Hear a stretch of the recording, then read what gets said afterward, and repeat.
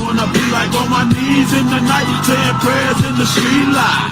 Been spending most of the night putting in the gangsters' life.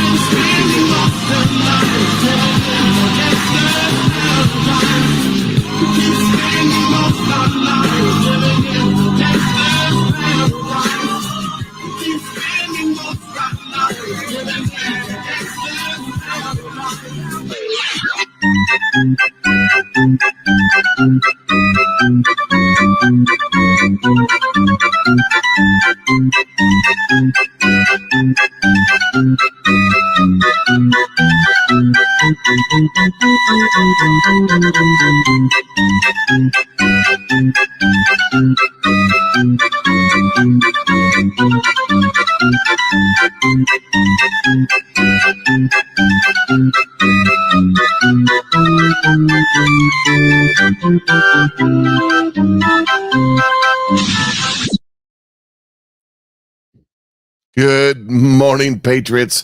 How you doing today? This is Mike the Patriot coming to you live from the downtown metropolis of LaMonte, Missouri. That's right. Hope you guys are having a wonderfully blessed day wherever you are at, because this is a day that the Lord has made, and I will rejoice and be glad in it. It is cold and overcast, as usual this time of year in central Missouri. It seems like Thanksgiving starts coming around, and temperatures start dropping, and it's cloudy every single day. Just seems to be like that, but the hunters like it. So, and they're out in the woods. And I appreciate the hunters being out in the woods hunting for deer, because I usually get a couple from them because they like to shoot them and I like to eat them. But that's a whole nother story. I had enough trouncing around in the woods when I was a younger man. Not interested. But God bless those that do. Because, like I said, share and share alike. Anyways, I hope you guys are having a great day. I see you checking in from sea to shining sea. The scripture of the day, I saw it here, is Ezekiel 14, 2-8. That's from Marine in the Woods. And as people are checking in, let me know where you're watching from. Do me a favor. Make sure you just go and comment. Let's wake up the algorithms on the YouTubes and on the Rumble and on the Facebook, and see if we can't spread the word. Like, comment, share, do all that stuff. Make sure you hit the reaction button, hit the thumbs up button, hit the Rumble button. This will help spread. And wherever you're watching, whether you're watching this on the rerun or watching it live, comment. Just go into a comment frenzy and just comment a bunch of stuff that is way they're using the algorithm now. Of course, they'll change the algorithm in about 3 weeks when we figure it out, but you know how it is. But people are checking in from Chicago, from Middle Tennessee, from Spokane, Washington, up early in the morning, Indiana. We got Salt Lake City, Utah checking in, Florida's checking in, Panhandle, Mississippi's checking in, Georgia's checking in, Minnesota, another Georgia checking in. Germany is checking in right now. Oh, that's interesting. That's a good one. Let's see what else we got going on here. We got Pink, Oklahoma. He's a regular checking in there. Let's see. Clark Hills, Indiana. Wisconsin's checking in. Texas. Michigan's in the house. Ohio's checking in. Louisiana. We got Mississippi, another Louisiana. This was for Northeast Louisiana. Lexington, Ohio, Baltimore, Northwest Florida's checking in.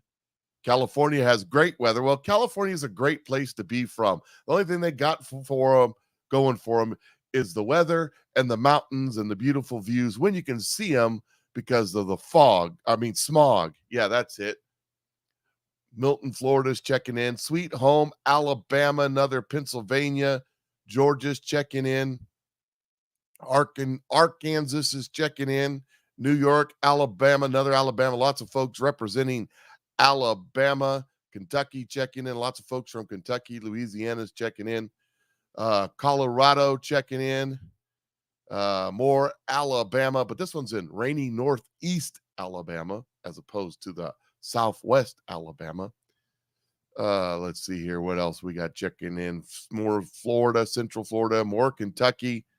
They're all over the place checking in this morning. More from Texas and Michigan, from Canada, from sea to shining sea, and parts unknown around the world. But I appreciate y'all being here. I appreciate y'all listening to me rant, because I'll rant anyways, but it's much more fun when someone pays attention to what it is I'm saying. Get a little feedback, if you know what I mean. We're We're going to start off with the economy. As you know, I've ranted several times about the overnight repurchase agreements, treasuries, and securities sold by the Federal Reserve, a temporary open market operation. Told you this was a money laundering operation in order to launder the money, the trillions and trillions and trillions of dollars of stimulated money that they stimulated us with during the Rona and after the Rona. And of course, the banks and other governments and points unknown around the world got billions, if not trillions of dollars, and you got 600. Don't you feel stimulated? Anyways, they've been laundering this money through the bond market, selling the bonds to the banks for profit to the banks, of basically giving the banks free money. That free money's been used to lower to short silver and gold. Did you know? Okay, a short sale. A short sale is when I go to you and you have an XYZ company and I decide I'm going to short XYZ company and I borrow your stock. I say, I'm going to borrow your stock, friend. I'll pay you back on Friday, X amount of dollars. Let's call it $10. Make it easy. We're gonna do easy math. Okay, it's a $50 stock. I sell that stock for $50. I now have $50 in my hand, and I'm taking a short position, gambling that the price of that stock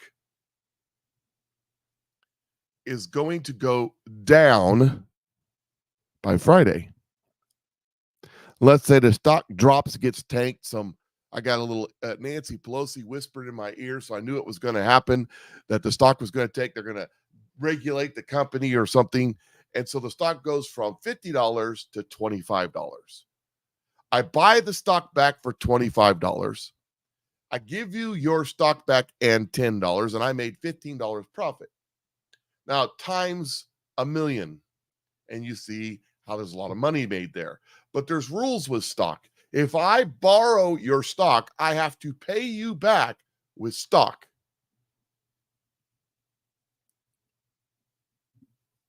But with gold and silver,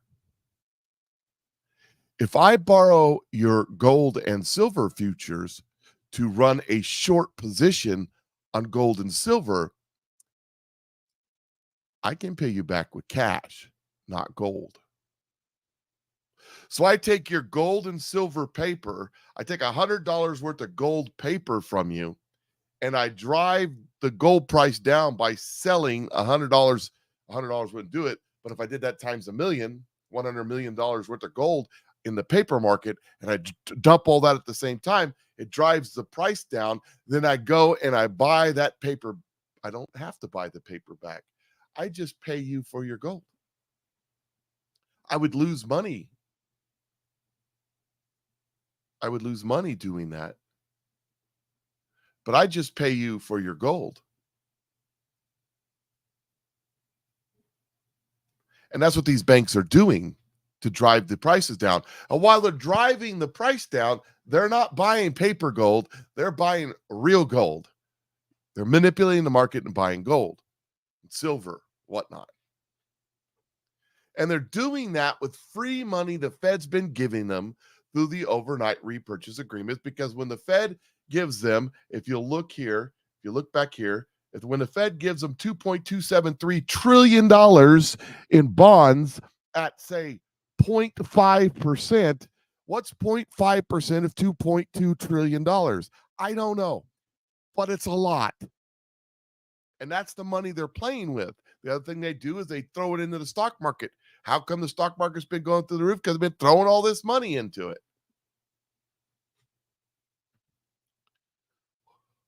And then the Fed has been taking these bonds and they've been selling them, and then they've been buying them back the next day to liquidate, to put liquid into the economies so they can manipulate all of the different things. They can manipulate the oil futures They can manipulate the gold futures. They can manipulate the stock market with all this money.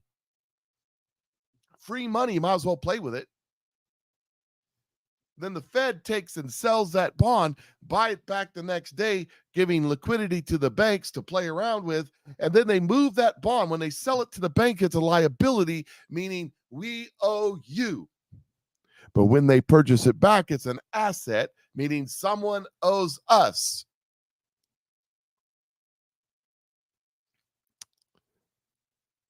Well, that money is running out. The stimulated money is running out.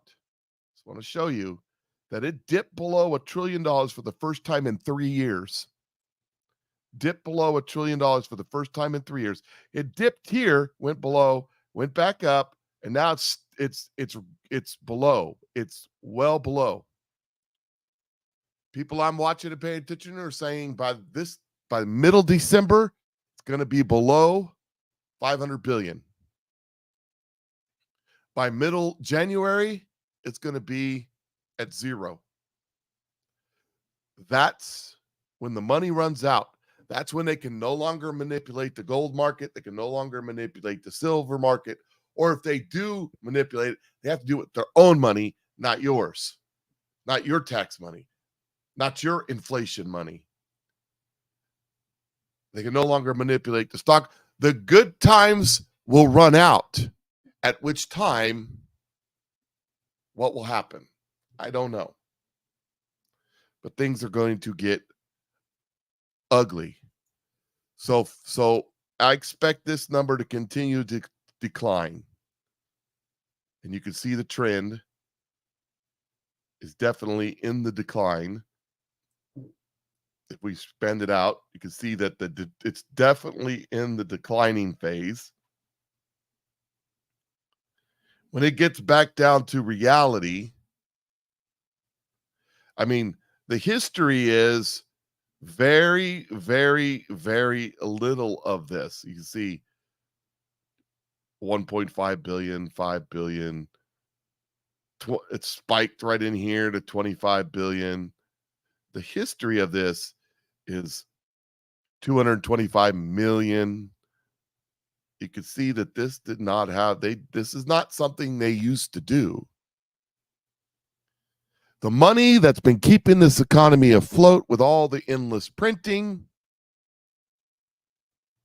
is coming to an end. And the piper is going to have to be paid. As Barack Hussein Obama's former pastor, Mr. Wright, said, the chickens have come home to roost. Yep, the chickens are about to come home to roost. Then again, us on the bottom who have nothing to lose. Well, here's the thing about this, though. I want you to understand. I know I talk about this a lot. I know I talk about it's coming. Here's the thing. If you listened to some of the people out there and you've prepared, if you've done well, you know, I give no economic advice. I just talk about what I have done. What I've done is I got a little cash on hand to cover the meantime. If you bought, what I've done is I've bought a little a silver coinage, right? What I've done is paid off all my debts, sold my businesses, sold all my real estate, got into a different position so that, you see, there's going to be a period of time between when the crap hits the fan and everything goes that the government steps in and starts manipulating things, that the banks step in and start failing, that things start, there's a period of time before everybody catches up.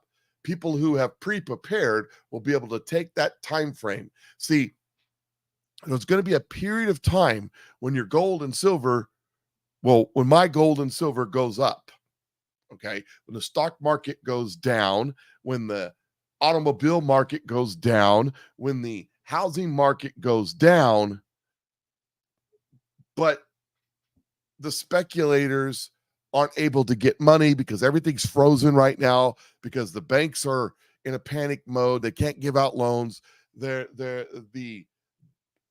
Everything's stuck, but you're in a cash position, or you're in a position where you can do something. There's going to be a period of time. Could be a couple weeks, could be a couple months, could be a year. I don't know how long the time's going to be when everything goes kabooey, and the big guys aren't going to be in a position to do something about it. They're not going to be able to move fast in your neighborhood. And you'll be able to come in when people are panicking. You know, the best way to double your money is to fold it over and put it back in your pocket. But the second best way to double your money is buy when everybody is selling and sell when everybody is buying. Now, I don't know. I've owned a couple pieces of real estate, but I am not a real estate guy. I'm not a home repair guy. I understand automobiles. So I might be prone to speculate on the automobiles. I might buy a couple on the cheap that I can flip, make a few bucks on. I don't know. We'll see what happens. But as this thing plays out, there's going to be opportunity for those that are prepared. I mean, how bad is it going to get? I don't know. I think it's going to be really, really, really bad for a short period of time. And it just depends on how much people panic. But in the midst of panic, there's always opportunity. Won't they just keep printing? Well, yes, they will. The problem is they're in a catch-22. If they stop printing, the banks all fail right now. Boom. The banks fail. We are in a liquidity crunch. Liquidity is volume of money or velocity of money. We are in a liquidity crunch, meaning banks aren't able to banks don't have the cash flow to give out loans because their securities are upside down. Their commercial properties are upside down. Their home properties, their mortgages are upside down. Their automobile loans are upside down. You know, they're spending money at 5, 6, 7% when they loaned money, that payments are coming in on loan money at 2 and 3%. They're in a cash crunch, okay? A liquidity crunch. So the Fed has to print money. But if the Fed keeps printing money, inflation goes through the roof. So the Fed stops printing money, the banks fail. The Fed keeps printing money, we hyperinflate. There's where your problem is. And the other problem is, in order to print money, they have to sell the bonds. And they're supposed to have a 20-year bond sale today or tomorrow. We'll see how that goes. But on the 30-year bond sale a week ago, nobody bought any. They didn't sell any. The Fed had to buy them themselves. This is called monetizing the debt. This is what the Weimar Republic did. It's what Zimbabwe did. It's what Venezuela did. It's what Argentina did. And that's the problem.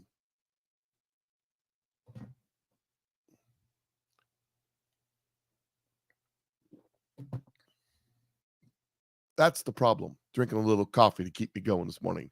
Here is Best Buy.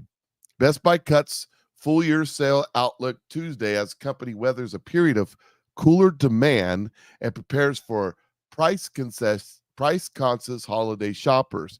The consumer electronic realtor beat Wall Street's quarterly earnings expectations, but fell short on revenue.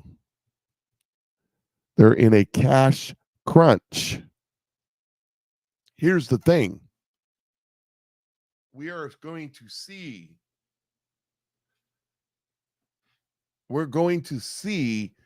things like Best Buy sells televisions and stereos and high-end electronic equipment prices go down because people don't have it in their budgets when they've got to pay 3 or 4 times as much for groceries. You already could go in the Walmart and see it. A 60-inch was it 4K, HW, whatever, top of the line television. I don't care. I don't pay attention to television. I got television that works fine. I don't need another one. I don't play video games. I just watch a little bit of football. I mean, really, that's all I need. We're going to see, though, that these things get cheaper and cheaper. I was at Walmart the other day, 60-inch television, and it wasn't the knockoff Chinese brand. It was like a Vizio or I don't know what the brands are today. Sony. It was one of the better brands. $290. 60-inch. Got them all lined up in the middle, like they do on Black Friday. But they've been lined up in the middle all summer long. So the price of things that you don't need are going to go down. The price of things that you absolutely have to have. Here's another one for you. You go and you take a look at the prices of higher end clothing. They're starting to come down. But take a look at the price of socks and underwear. The price of socks and underwear has gone through the roof. Why? Because you don't need a name brand, blah, blah, blah jacket. You can get the Walmart jacket to keep you just as warm. But you got to have socks and underwear. That's a priority. People are going to buy it, no matter what the price is. We're going to be in stagnation. We're going to be in inflation, and it's going to be all the stuff they don't count. The reason that the inflation numbers went down last month, this is why the inflation numbers went down. Well, man, I'm looking at what I'm buying at Walmart, and those numbers, how do they go down? Because they don't count the groceries. They don't count milk. They don't count meat. They don't count cereal. They don't count soda pop. They don't count consumables of any kind. The reason inflation went down is because used cars went down and insurance went down, supposedly. That's the reason.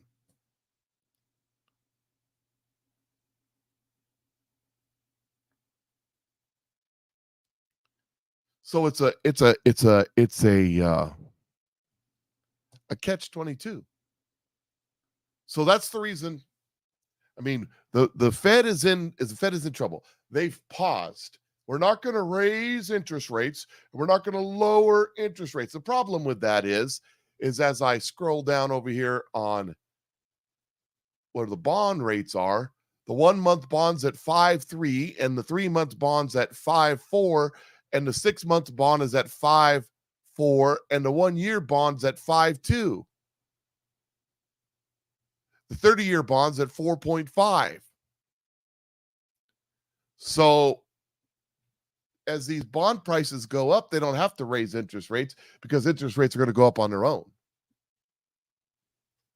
So they're stuck. They're stuck. There's not much they can do if they raise interest rates. If they raise interest rates, then that destroys the economy. If they lower interest rates, it hyperinflates everything. If they raise interest rates, it destroys the banks. The banks are done. It'll wipe out some of the biggest banks, too big to fail banks. But if they don't, and they raise interest rates or keep them high, it will hyperinflate the economy. And then we're toast. Gold Telegraph is reporting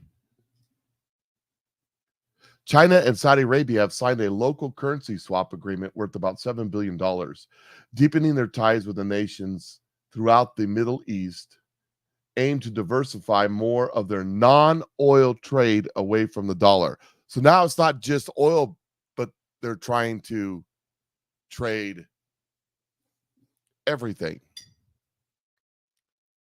without the dollar bill. We've been told that our currency is backed by the good faith and credit of the United States of America. We've been told that our currency that we're successful, that we're able to stay afloat, printing all this money, having a fiat currency because we're the world's reserve currency. Well, first of all, nations don't retain the world's reserve currency permanently. This is in constant flux. We've only been the reserve currency since the 50s. Before that, it was Britain's pound sterling. Before that, it was several different countries. It was Sweden, Spain. It was the Ottoman Empire's currency. So there's all different kinds. It's never been the same.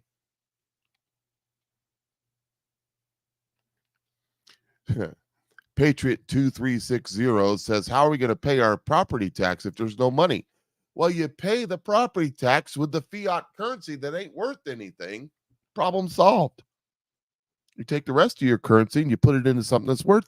If you don't want to buy gold and silver, don't. You could buy anything.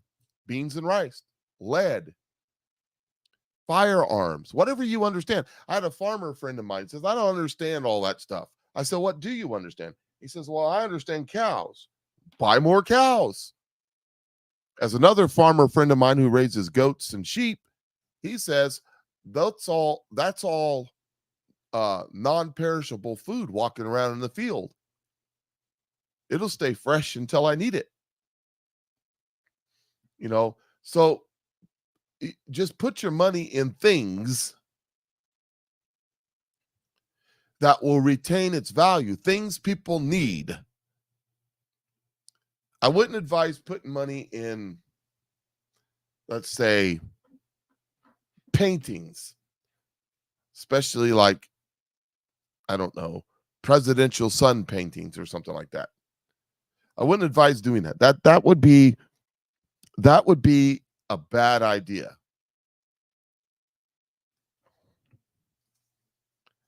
That would not be good. But you got to understand that things that have speculative value are not places where in a time like this you want to throw a bunch of money. You want to put it into things people want, things people need, things people have to survive. That's where you want to put your money at this point in time. I mean, you could do what you want to do. I don't really care. I don't give any financial advice, but just use some common sense.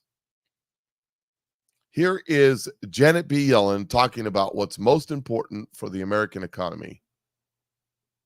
Israel, the Biden administration has this $105 billion security aid package on the table. What's the chance that it gets passed before the end of the year? Well, it's a critical priority for the president and critical to the national security of our country.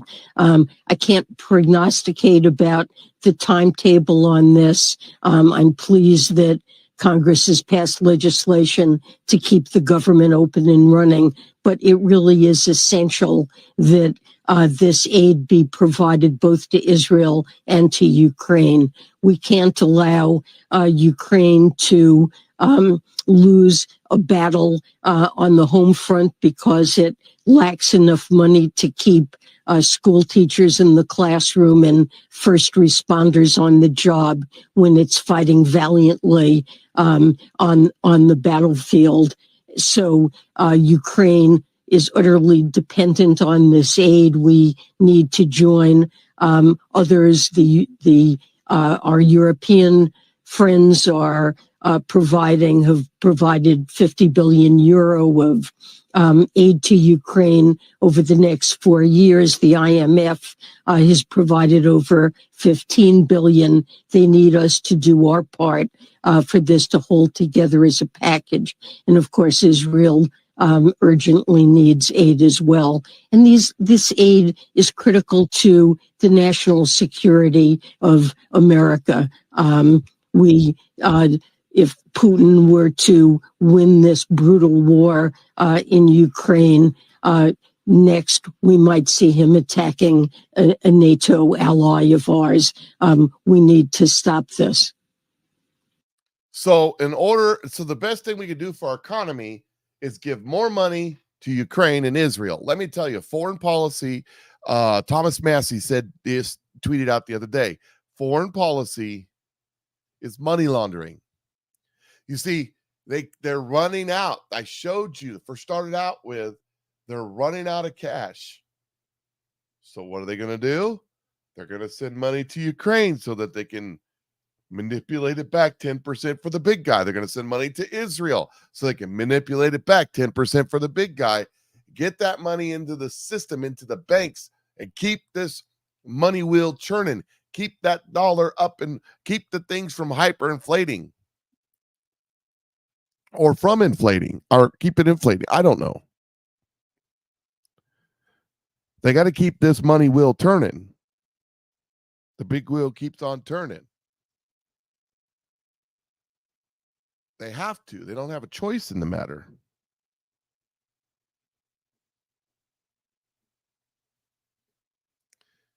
And while that's going on, while they're spending money, and the printer's going, woo! The guy's going, I've given it all she's got, Jim. Down in the, the basement of the Fed or wherever they're printing the money at, Treasury. All this money, just keep spending the money. People are preparing around the world. Visualizing the 2023 BRICS expansion. The red color is members, the blue color is new members, and the yellow color is applied for membership. As a part of GDP, it's up to 29% of the world's GDP. It's up to 46% of the world's population, up to 43% of the world's oil production, and now up to 25% of exports of goods.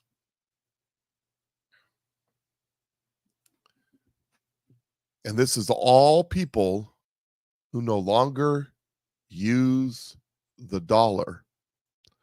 We are in a currency crunch. That's what I was talking about.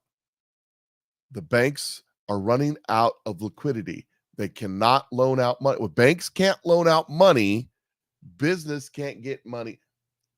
Look, let's make this clear. In the last Great Depression in the 1930s, the majority of businesses out there didn't borrow money. The majority of investment out there wasn't with borrowed money. These banks were failing because there was a panic because of a stock market collapse, and it caused people to go withdraw their money, which caused them to have a liquidity crunch, which means they couldn't make loans to buy houses and all this. A bank's business is selling paper. That's what they call it. Selling paper. A bank's business is selling you a loan. Their business isn't in keeping track of your finances or storing your money. They want you to put your money in there so they can use it to sell you a loan.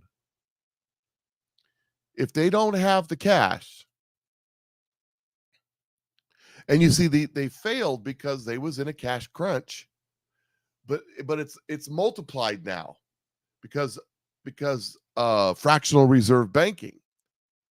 The government has made it so that these banks can now multiply their loans based upon the loans that they have out. They can count their loans as assets. For every loan they make, they can do 10 more loans. Think about that. Think about the multiplication on that.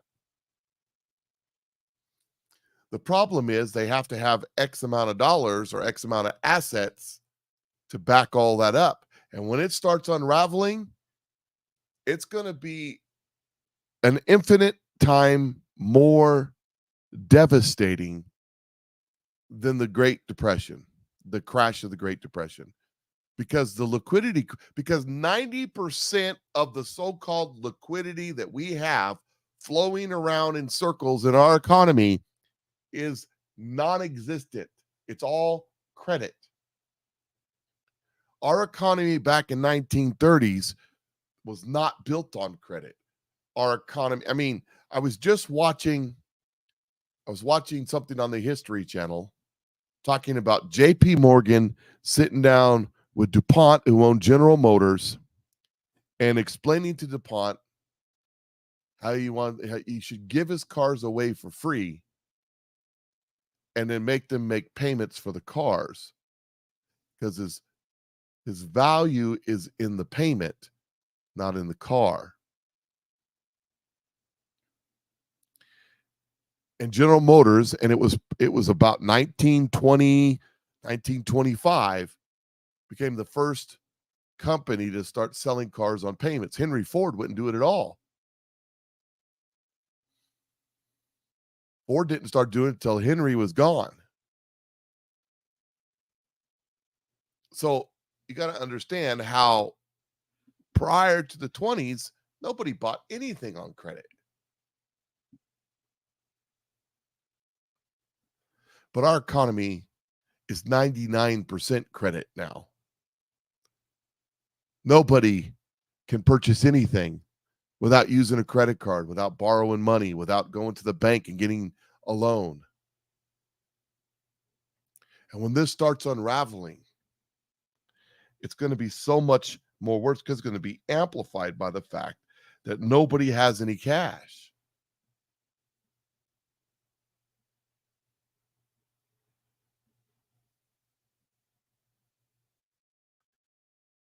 Here is why they want to switch to central bank digital currency. The IMF Central Bank Digital Currency Virtual Handbook, published last week, pointed out that increased use of CBDCs can reduce dollarization of the global economy. In other words, if everybody starts using central bank digital currency, they won't have to use the dollar anymore. A situation where countries move away from relying on the US dollar as the reserve currency, de-dollarization would push up borrowing costs in the United States, making loans expensive for business and individuals, thus affecting economic growth. Stock market values can also crash because they're all based on credit, reducing the savings and investments of America due to inflation. In addition to de-dollarization, the central bank digital currency could increase risks of flight to safety from retail bank deposits in periods of market stress. So let's read that again. In addition to de-dollarization, so in addition to getting us off the dollar, central bank digital currency could increase risks of flight to safety from retail bank deposits in period of market stress. During times of market volatility, customers withdrawing their deposits and move it to safe assets to avoid losing money scenarios like bank collapses. Except that if they have a central bank digital currency, they will put things in place to not allow you to remove your money. If central bank digital currencies were available, pulling out funds from the bank and putting them in such assets will come across as a safe option for many people, thus triggering bank runs. The organization pointed out that central bank digital currencies could offer a safe store of value and efficient means of payment, which can increase competition for deposit funding, raise bank share of wholesale funding, and lower bank profits. The IMF handbook was published as the organization director, Christina Georgieva, whatever her name is, promoted the use of central bank digital currencies during the Singapore FinTech Festival on November 15, arguing that such digital currencies could bring an end to the cash-based economy. Central bank digital currencies can replace cash, which is costly to distribute in island economies. She said during a speech, central bank digital currencies would offer a safe, low-cost alternative to cash. They would also offer a bridge to go between private monies and a yardstick to measure the value, just like cash today, which can be withdrawn from our banks. So the reason that the person that shared this crossed that out and wrote wrong is because central bank digital currencies will replace cash. Because right now, if you have $500 in cash in your safe at your house, it's yours. The only way the bankers can get it from you is through inflation. But if your central bank digital currency is digital within the system, they now control it. And it's not as safe. It's not a safe, low cost alternative to cash, because if you don't hold it, you don't own it. Back in May, Miss Georgiana, whatever her name is, said that the world is heading towards a widespread central bank digital currency adoption without considering the risk involved in such transaction.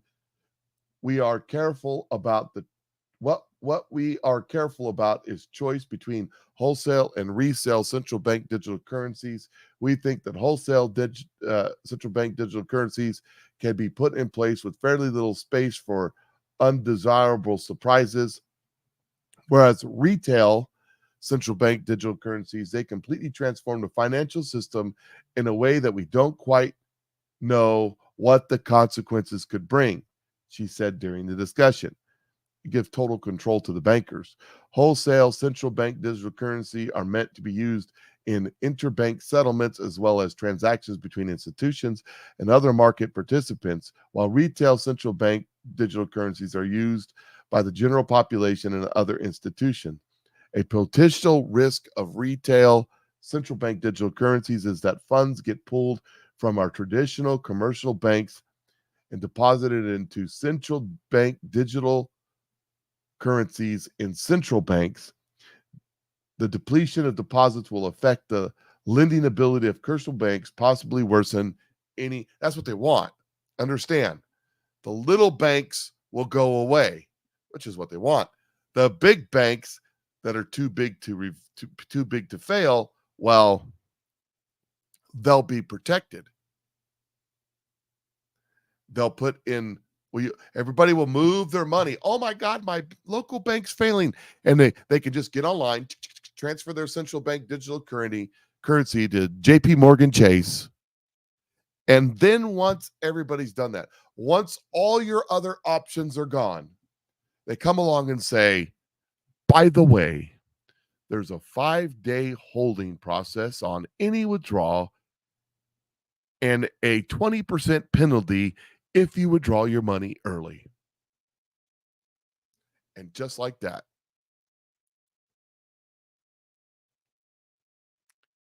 you're screwed. Now here's another one. Okay, so the OpenAI CEO was fired and then hired by Microsoft to run their AI operation.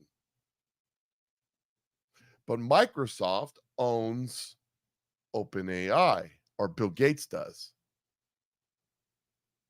And there's something going on with OpenAI as its stock is now floundering.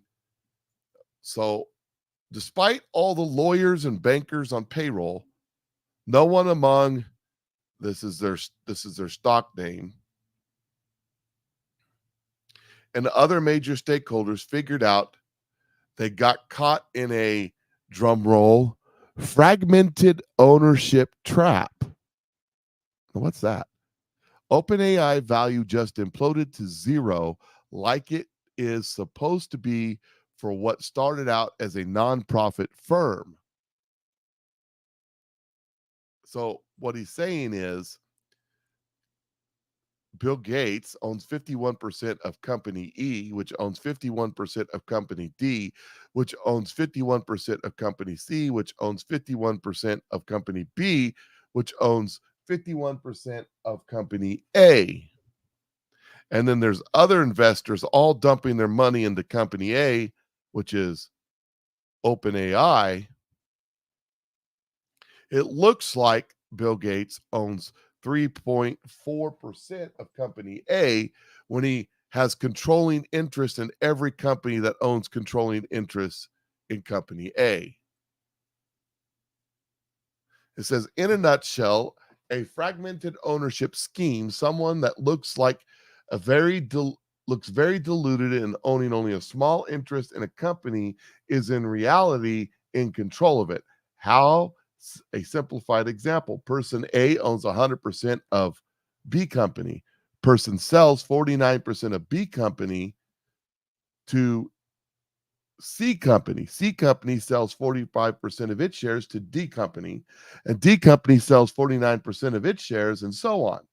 So while the person in economic interest is diluted to 51 by 51 by 51 by 51, equaling 6.7%, they still control the majority of the voting rights in every single board in the company structure. Hence, they control the whole of it.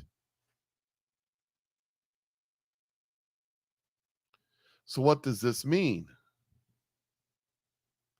Well, basically what this means is that this open AI, which is now collapsing,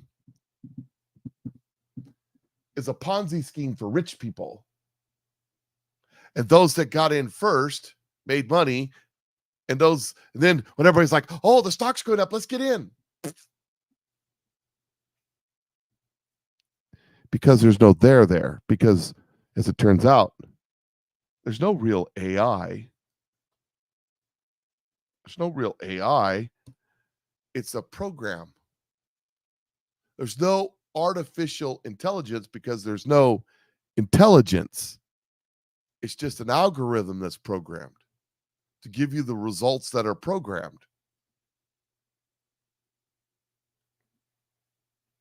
And you go along and you ask these things questions and they give you answers, or you have them write your book for you, or you have them fill out your essay. People are even having these things do their Sunday morning sermons.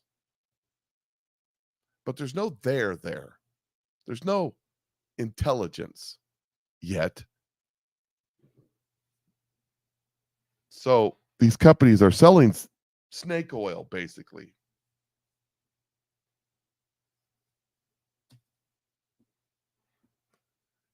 And it's a load of a hooey, as one might say. So here is, what time is it? Okay. Donald Trump's Iowa caucus poll. We're getting close to that time. I haven't been talking about a lot of the polls because the polls are all a bunch of BS, too far out anyway. But here's the Iowa caucus poll. It shows Donald Trump at 44%, Ron DeSantis and Nikki Haley at 17%, Ramaswamy at 5%, Chris Christie at 4%. Okay, these guys right here might as well just drop out. Nikki Haley is done. After the Iowa caucus, these two for sure are gone, and probably Chris Christie, because they're going to get destroyed. So Donald Trump looks like he's on his way to a whooping in the Iowa caucus.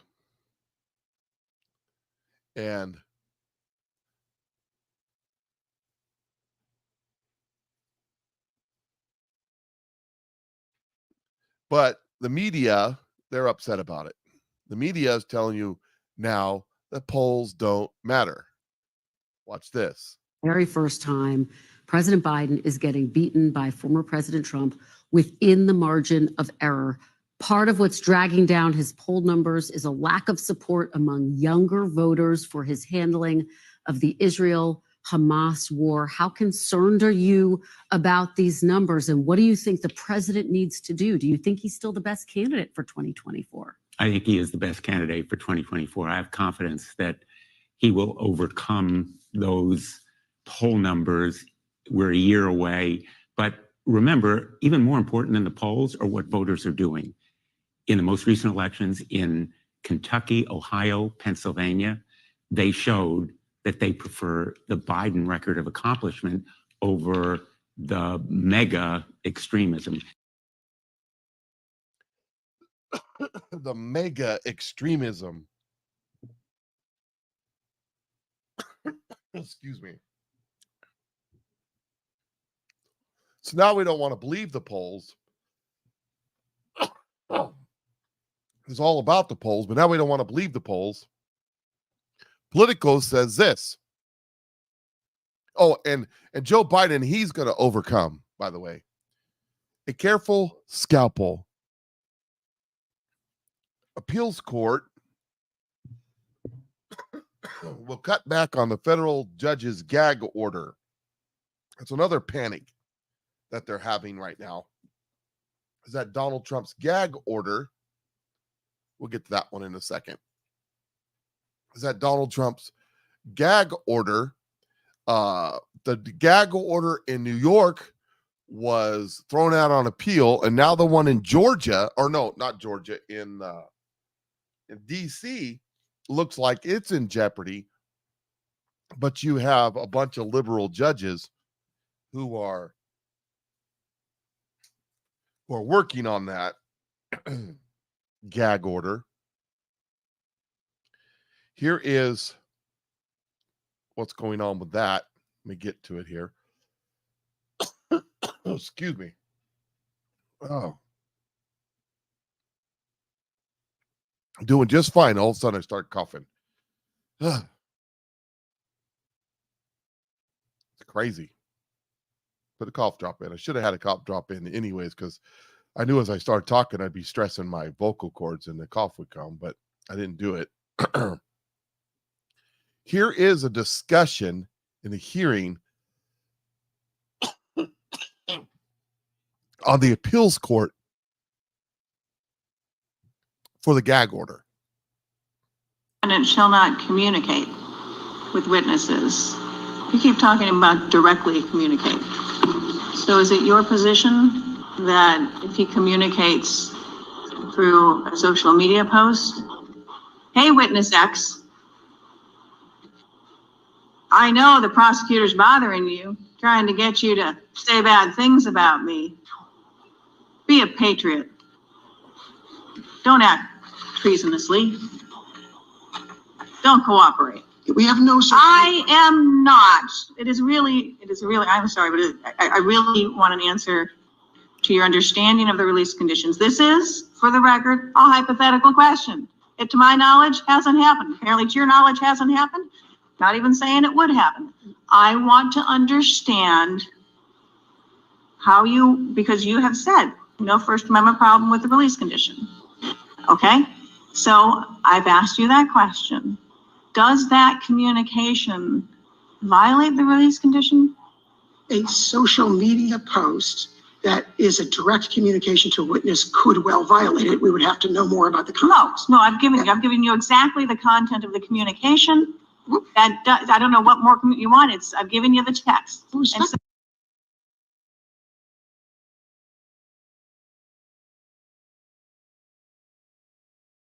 So there's the judge, a Obama-appointed judge, making up a story completely out of whole cloth that Donald Trump could send a text message to a potential witness in his DC case to say, be a patriot.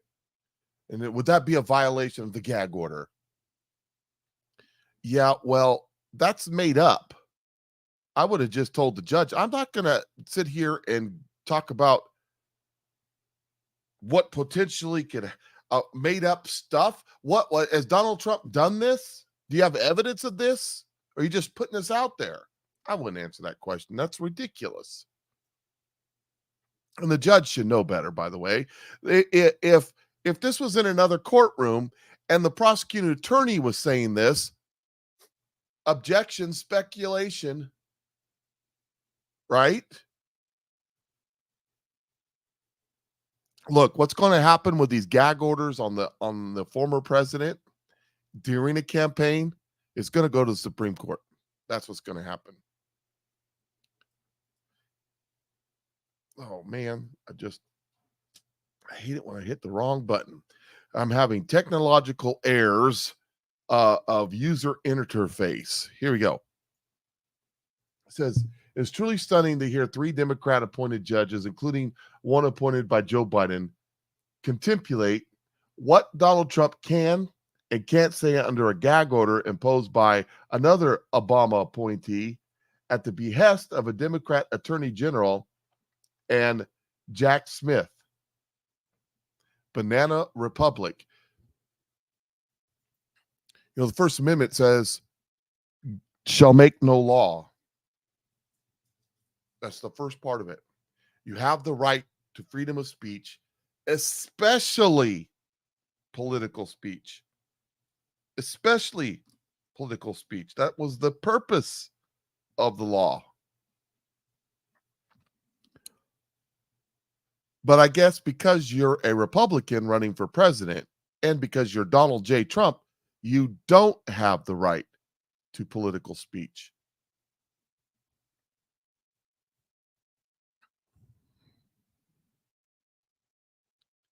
That's where we're at. Here's DC Drano, and he says, time to censor Dan Goldman for inciting violence against the President of the United States. It says, breaking in case you missed it today, Democratic Congressman Representative Dan Goldman, the heir to the Levi's jean fortune. In case you missed it today, okay, went on Jen Psaki, Peppermint Patty show to declare that Trump has to be eliminated. Now, I have that video. Let me get to it. I don't think that it's as bad as they're saying. I think some of the other stuff he says is worse. Saying he needs to be eliminated, political speech, whatever, you know, not really that big a deal. But the double standard is, you know, for years they've gone after Republicans for saying a lot less. You can't say that. Oh my gosh, he's going to shoot people, blah, blah, blah. His objective is purely political at this point.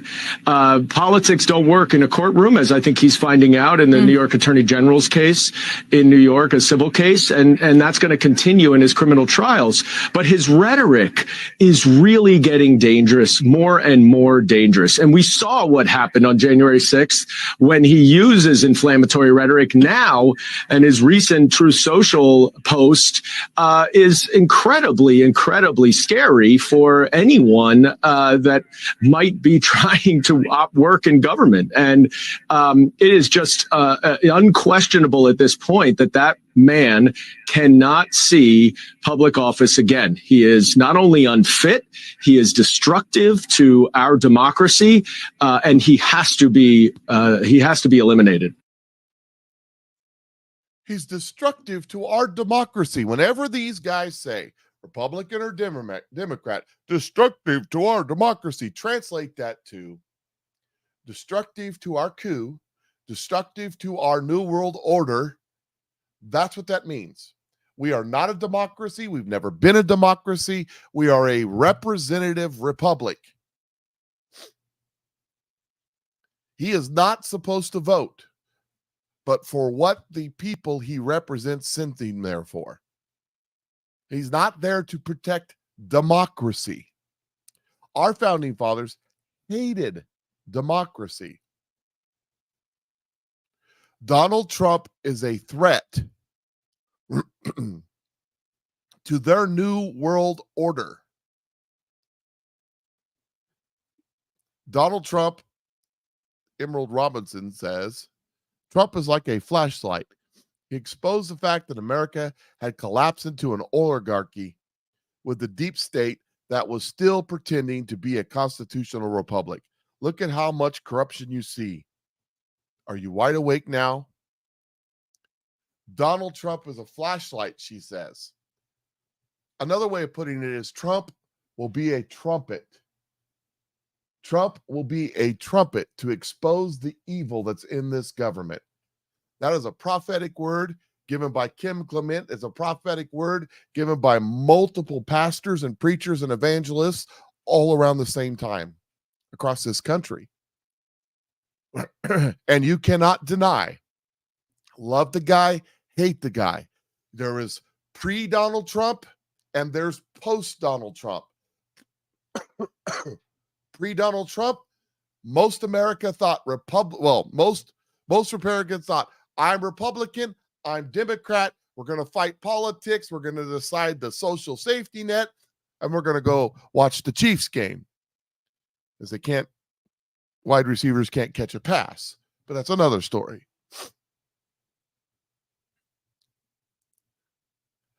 After Donald Trump, we realized that it's right wing, left wing, but it's the same socialist, Marxist, New World Order bird flying in the same direction. We know that it doesn't matter if it's Kevin McCarthy or Chucky Schumer or Nancy Pelosi, they're all the same.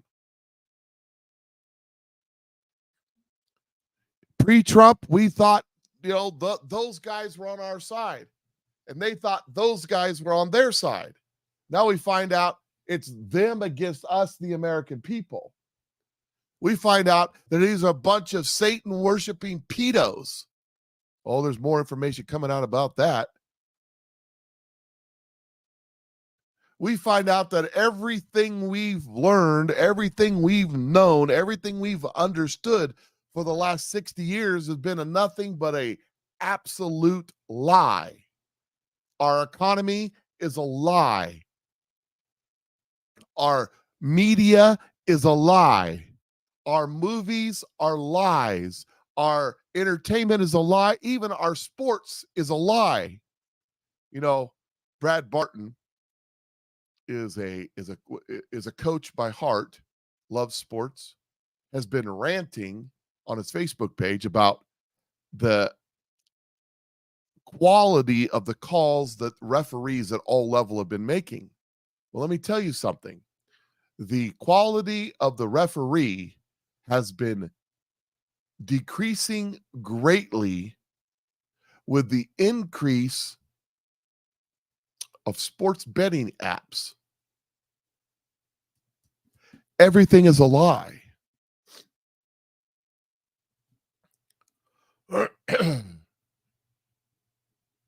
Donald Trump. There was pre-Donald Trump and post-Donald Trump. Donald Trump, I don't care what you say. I hate him. He sends out mean tweets, whatever. We found out a lot of things because Donald Trump kicked open the door, stormed into the room, and flipped the lights on.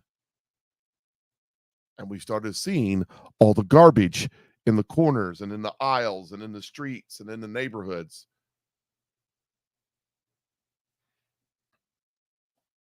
You don't have to like it. You don't have to like him to understand that this is true. Got to understand it's us against them or them against us. They hate you. You are part of the problem. You have to be part of the decarbonizing the planet. They want to get rid of you because they hate you, especially you Christians who stand in the way of their religious convictions. They have a plan and they're executing it. And that plan includes executing you. Like I said, it doesn't have to be liked by you. It doesn't have to be believed by you to be true. When these people understand, when these people, I don't care who they are, I don't care how much you like them, say things that are obviously untrue, even if they have an R next to their name. Handlers won't let him debate, noting times that Trump has forgotten what state he's in, times that Trump has confused Obama and Biden, times he's confused Nikki Haley and Kristi Noem, and on and on. What exactly are you saying about Donald Trump's? Okay. It's not that Trump's handlers don't want him to debate. He would mop the floor in the debate, and everybody knows it. Number one. Number two, why should he? He's 44% in the polls against Ron DeSantis's 17% in the polls in Iowa. Why go to the debate? Why elevate these guys? Number one. Number two, what else did he say there? I forgot now. Obama and Biden. Times he's confused Nikki Haley and Kristi Noem. And He hasn't confused Obama and Biden. He's making a point. It isn't that he's confusing Obama and Biden. It's that he knows it's really Obama. And Nikki Haley and Kristi Noem, what is the difference? He's making a point. The problem is you're either too ignorant to understand the level of the sarcasm, or you're lying. Which is it, CNN? on and on. What exactly are you saying about Donald Trump's mental fitness? Do you think he's too old to be president? Okay, Donald Trump's mental fitness. This is rich. This is rich. We got people Pelosi who, so I just thought, what's going on? We got people like Chucky Schumer.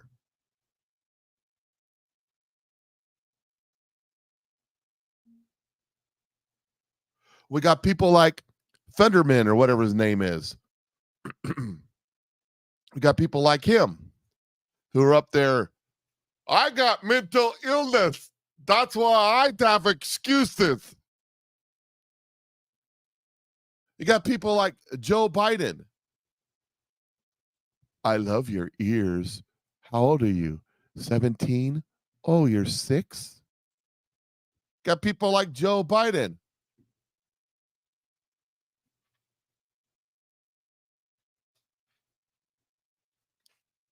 They got Donald Trump. Now listen to what Ron DeSantis, Ron Dos Santos, the fresh maker, listen to what he says. Listen to what he says here. So I've said publicly the presidency is not a job for an 80-year-old. That Donald Trump would actually be older on January 20th, 2025 than Biden was on January 20th, 2021. But I think it's part of a larger issue that this is not the same guy as the Trump in 2015 and 16. That Trump would show up on the debate stage. He'd barnstorm. You know, yes, he was off color. He was edgy, but it was all part of an idea that he was really going to shake things up. Now he's wedded to the teleprompter. He's not willing to debate. Wedded to the teleprompter.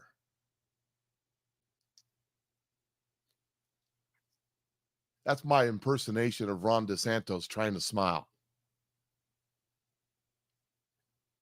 Oh, and don't forget the boots. Wedded to the... Are you out of your mind?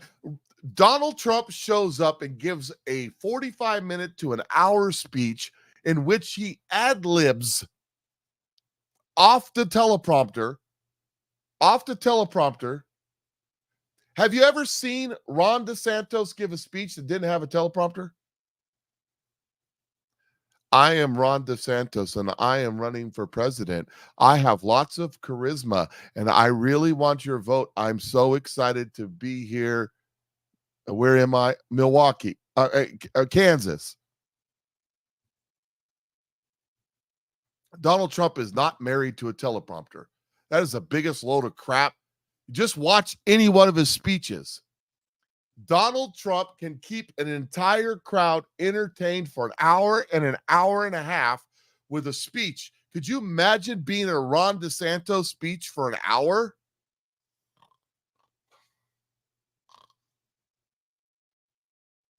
Any of these politicians, could you imagine it? How many of you have been to a large weekend conference? Right? How many of you have had a speaker in your business? For example, me.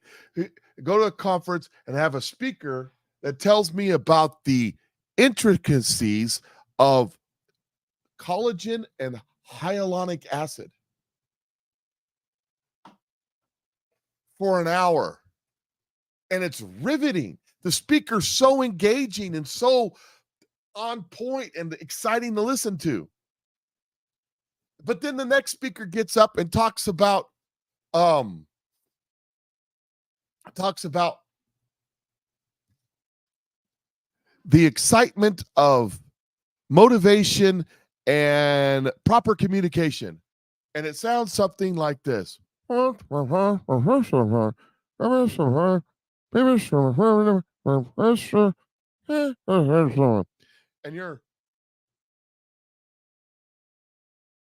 drools coming out of your mouth. Forget taking notes. It's not the subject matter, it's the quality of the orator.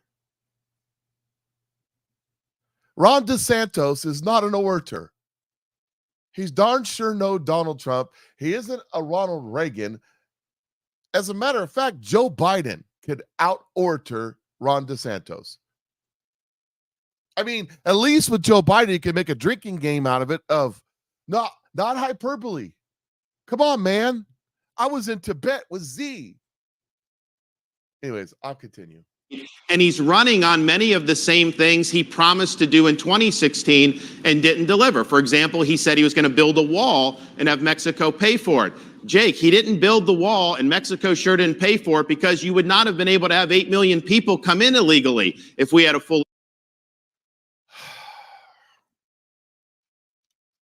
Because the Republican Party fought him, not just the Democrats. The Republican Party, we had the House for 2 years and they would do nothing. And he did build miles and miles and miles of wall. And they fought him every step of the way. Constructed wall. He also said he would drain the swamp, and yet the swamp is more powerful than ever. So he didn't do it the first time. I don't know what makes you think he's going to do it this time. He didn't drain the swamp. He's right. But he sure the hell exposed it. Ain't that right, Ron? But he should show up to debate, prove that he can sit on that stage for 2 hours, defend his record, defend his decisions, and tell people why he should be the choice going forward. Because what I've made the point is simple. He should show up to the debates and debate me, because nobody's watching the debates. He goes on Tucker Carlson and gets 100 million views while my debate's going on, and nobody gives a rip. The last debate we had was the lowest Republican debate in years. Why? Why should Donald Trump go to the debate so people will even care to listen to anything you have to say? Nobody cares, Ron. You are down 40 points in Florida.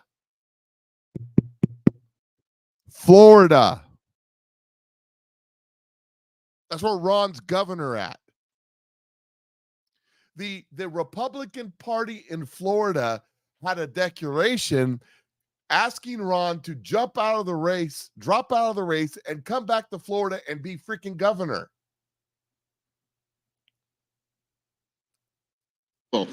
Donald Trump's a high-risk proposition as a nominee, because I think the chance of him getting elected is small, but it's a low reward because he's going to be a lame duck on day one. Even if he could get elected, he would not be able to attract the type of talent to work in his administration, and he'd be saddled with all these distractions that it'd be virtually impossible to get the job done.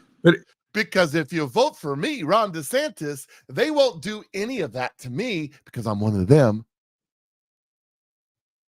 Right.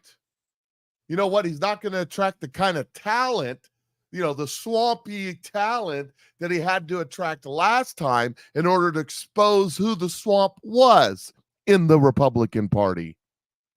No. He's going to get some other folks in there. But are you in your campaign saying that he has lost his sharpness, his mental acuity, and are you saying he'll lose to Joe Biden? Well, I wouldn't be running unless I thought that the Democrats would beat Trump if he were the nominee. I mean, they're going very easy on him right now. I mean, they're not saying much. The minute if he were to be the nominee, I mean, you're going to see They're going scorched earth. very easy on him. He's on trial in New York. He's on trial in DC. He's on trial in Florida, Michigan, Wisconsin. What's the other one? I don't know. One of them other northeastern, midwestern states, and Colorado all had lawsuits to get him taken off the ballots. By the way, they lost every single one of them, including Colorado. But they're not doing anything to him. You know who they're being nice to? Who's on CNN right now being asked puffball questions? When Donald Trump gets interviewed by a CNN host, so you know that there's no proof that the election was stolen at all. How dare you say that? Donald Trump says something, and the moderator refutes it. Ron DeSantis won't last 10 minutes if he gets the nominee. They'll have pictures of him driving around with binders of women that he wants to hire, and in a station wagon with a dog in a kennel on top. Going to see all this stuff brought up from the past, and the whole election will end up being a referendum on Donald Trump, and Biden will be able to hang out in the basement, and I think he'll be able to get away with it again. Look, when you get to this point, the presidency is not a job for somebody that's pushing 80 years old. I just think that that's something that has been shown with Joe Biden. Father time is undefeated. Donald Trump is not exempt from any of that. I think with somebody like me, you go in, I'm in the prime of my life. I go in day one, I'll serve 2 terms, deliver big results, and get the country moving again. That's what Republican voters want to see. So, yeah, that's what Republicans want to see. That's what Republicans like you and Mitch McConnell and McCarthy and the rest of them, they want to see. But you want to know something? It's going to be a referendum, not just on Joe Biden, not just on Donald Trump, but the entire deep state apparatus of the DNC and the RNC. That's what's on trial in this next election. Mark my words. Mark my words. It's coming, and it's going to be glorious, by the way. We talked about the gag order. I'm going to skip that. I'm going to skip a couple things here because we're running out of time, and I really want to get to some of this other stuff.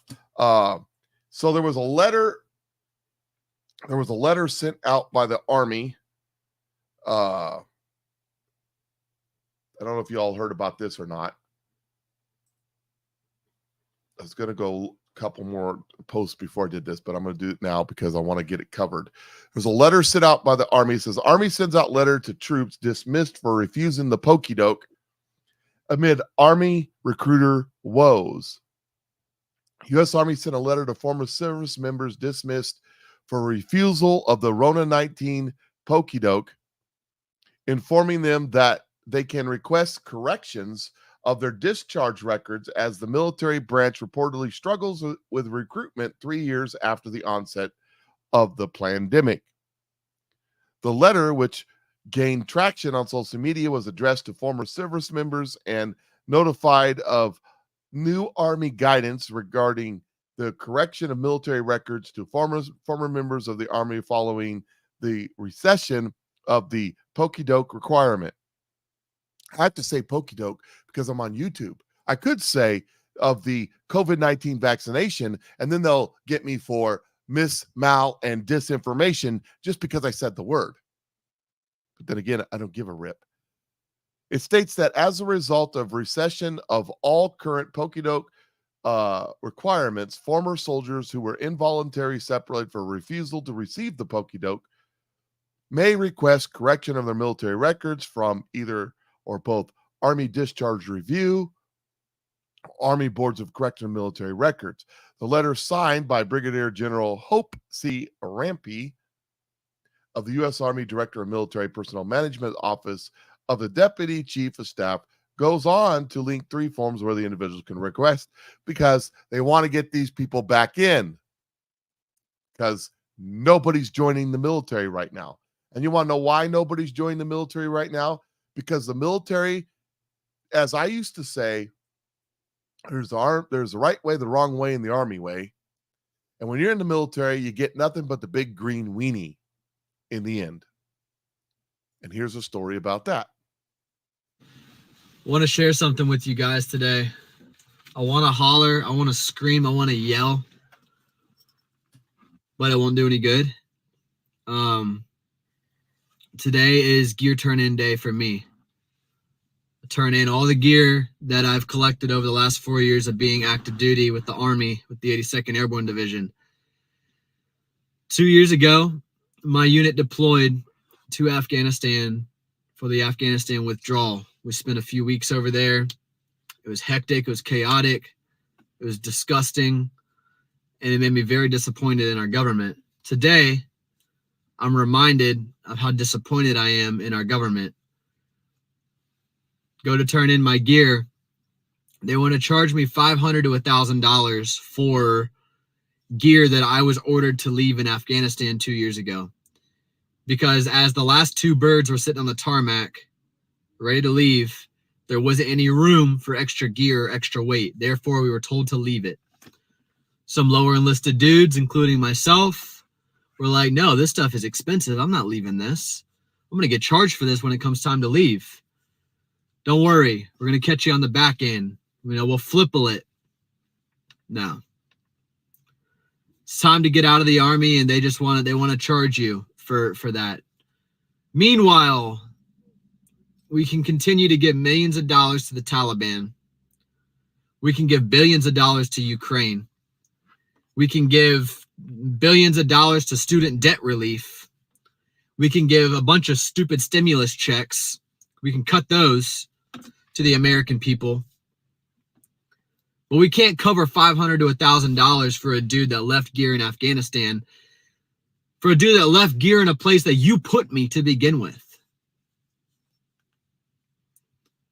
The government is so stinking backwards right now, man. This administration's last priority is the American people. And inside of the American people, their last priority is their soldiers, their Marines, their airmen, their Navy. So messed up, man.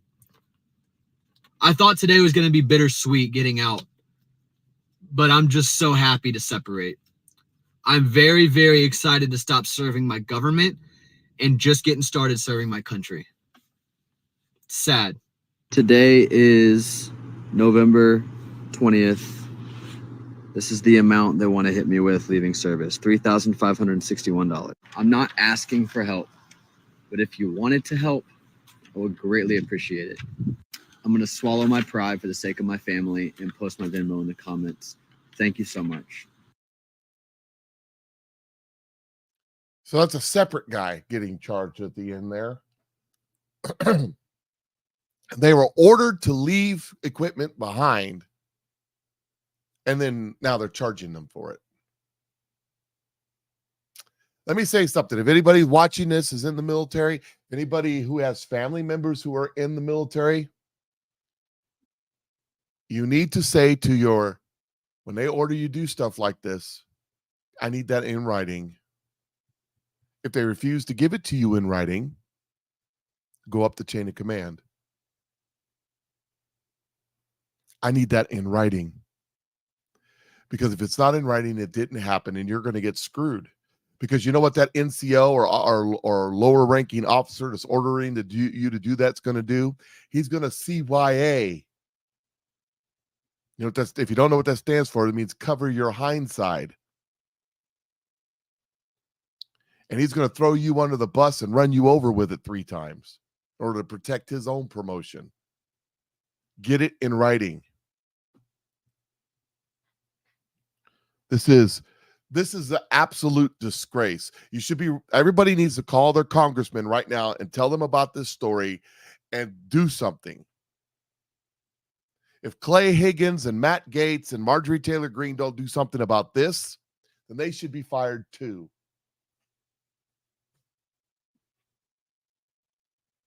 We're giving billions and trillions of dollars to other nations so they can hate us with money in their pocket, and yet we're screwing these guys. It's the reason I got out of the military years ago. When I was in after my 4 years, it was the stuff like this.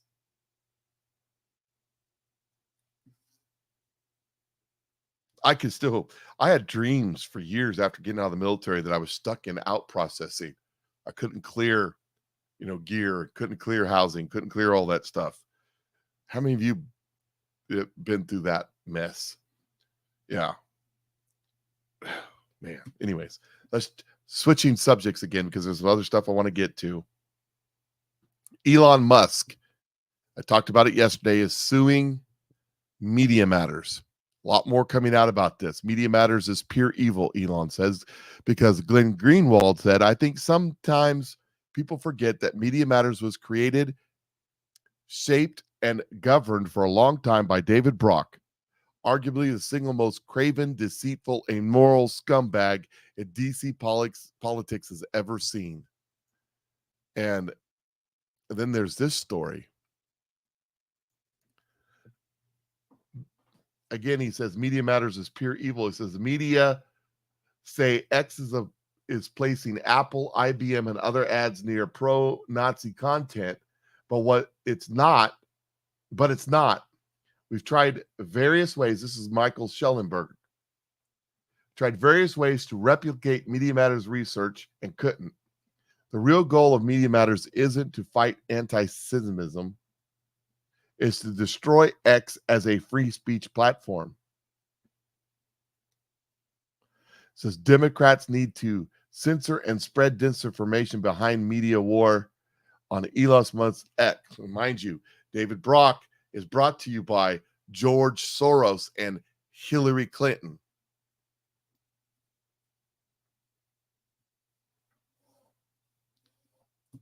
This is what's going on. Here's another one. The journalist who debunked was the journalist that debunked. Now, what did he debunk? What are we talking about? Debunked Pizzagate. Elon brings this to attention. This is what they're afraid of. John Podesta's friend who debunked Pizzagate, which was at Comic Ping Pong Pizza in DC, was just arrested for child rape. This is the journalist that debunked Pizzagate, and he was just arrested for being a child perv.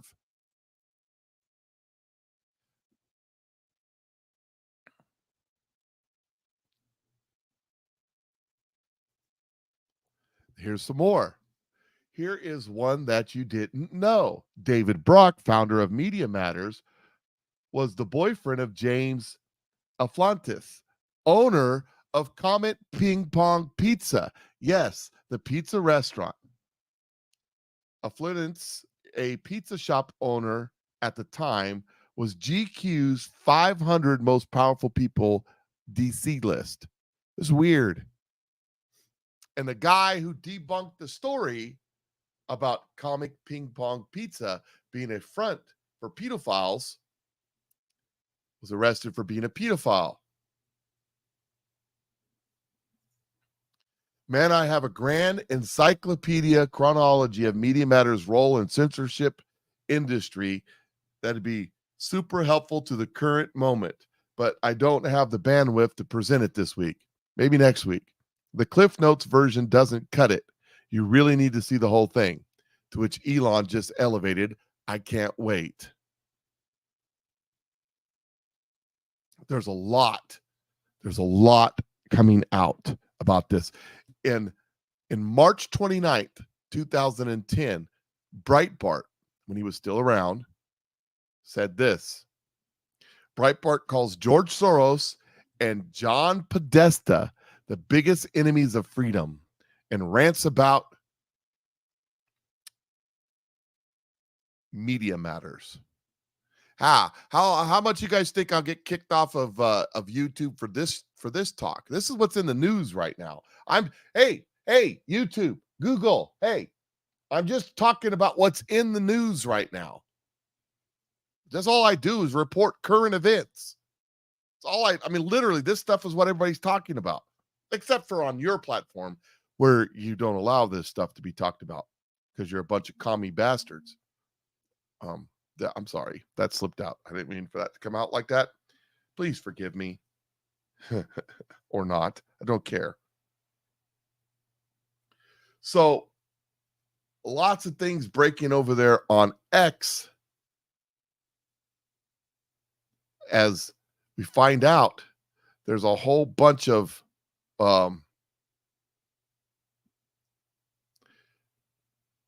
pedo stuff happening with Media Matters, all around Media Matters. Isn't that weird? Breaking Elon Musk. Would you believe that the guy who started Media Matters is funded by George Soros and the Hillary Clinton Foundation, and there's all kinds of sexual deviant pedo stuff going on with people that are related in the hemisphere of the Clintons? I mean, are you shocked? Shocking, I tell you. Who would have thunk? Breaking, Elon Musk's lawsuit against Media Matters will be heard by a judge who was appointed by President Trump. The same judge, Mark T. Pittman, ordered the FDA to release the Pfizer files. That's weird.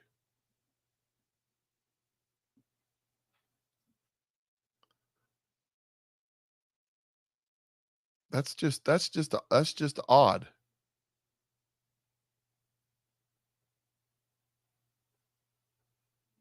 So here is Waters on Fox talking about what's going on with Musk suing Media Matters. Media Matters. Hey, Jesse, good to be with you. I mean, it sounds shocking. It sounds like if you're on X, formerly known as Twitter, that you are being served up neo-Nazi content and that it's all being tied together with these big brands. Well, as you pointed out, they created fake accounts to follow neo-Nazis, and then they say that they got those ads served. Well, we did the same thing, as any journalist should have done as soon as they heard about this. We created fake accounts. We followed the exact same pro-Nazi accounts that Media Matters names, and we couldn't get any ads. We refreshed constantly. We went into the actual content itself. We then went and followed three times more pro-Nazi accounts. Same thing. We couldn't get any ads served up to us. So first of all, we were not able to replicate Media Matters. We asked Media Matters to respond, to explain how they gamed the system to be shown the ads after having already followed pro-Nazi content. We didn't hear back from them. I think that tells you that what's going on here, there's more than meets the eye, I would say. So we know how wealthy Musk is, and we know what kind of lawyers he can pay. If you have a dozen of the most highly paid legal professionals descend upon Media Matters, would that bankrupt that outfit? Well, you know, I'm a huge First Amendment advocate. Obviously, I want free speech. People even have the right to lie, but you can't commit fraud. That's one of the restrictions on free speech. You can't do what Media Matters appears to be doing here, which is to manipulate in a situation to lie about what's actually going on with the business in order specifically to hurt that business. They created the story they wanted to sell here, which is that somehow there's a lot of anti-Semitism on X, that somehow the brands are being associated with that anti-Semitism. They had that in mind before they did their research. So this is clearly a case where they're using fraudulent methods to lie, to manipulate the platform, to lie to businesses on business questions. That starts to look like fraud. That's a very serious charge. Mike, could be very expensive and dangerous. It's what they're trying to put Trump out for saying his company was worth more and you know, creating these fraudulent estimations. They want to strip his business license for that, even though there's no proof. And then we have proof that Media Matters did the exact same thing. If they were honest, they'd just say, Your Honor, I'm guilty. Yeah, and That's right. We point out in today's article that Media Matters has always been a front group for the Democratic Party. It's always been a front group for the Democratic Party donors. So you go and basically have this alliance between the advertisers and a political party to censor and control what's on media platforms. That's very scary. That's very dangerous. People should be very concerned about what's happening. They should speak up and defend free speech on X, on all other social media platforms, because it's currently under attack by Media Matters. All right, go check out Mike. So there you go. Other media sources are now digging into this, trying to figure out,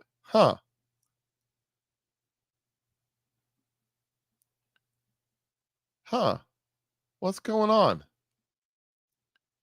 And trying to duplicate what Media Matters had done. It turns out it was nothing but a bunch of lies.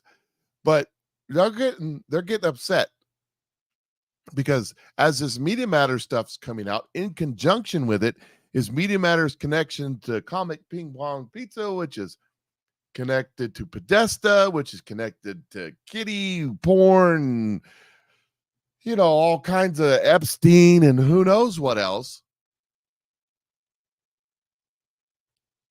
It's interesting. Well, my Rumble's still up. Somebody's saying they had trouble on Rumble. I don't know. If you were watching Rumble and you're watching it through a web browser like Google or Microsoft, the subject matter I'm talking about right now would probably take you down. You probably should watch it through the app. I'm just saying, on Rumble.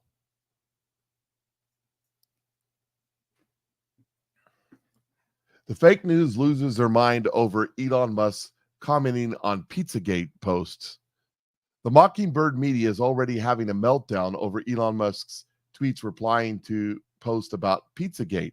I guarantee there will be dozens of hit pieces by morning, and that the usual suspects in cable news and unhinged late-night talk show hosts will certainly be reeing about this too. Grab your popcorn. Rolling Stone. Elon Musk is now dipping his toe into Pizzagate. Guess who just brought back Pizzagate? Mediaite. It's back. Elon Musk now is dabbling in the Pizzagate theory. Well, you know why all these people at Rolling Stone and the New Republic and Mediaite and all them are panicking? Because they all dabbled in Pizzagate. I mean, dabbled. You know what I mean?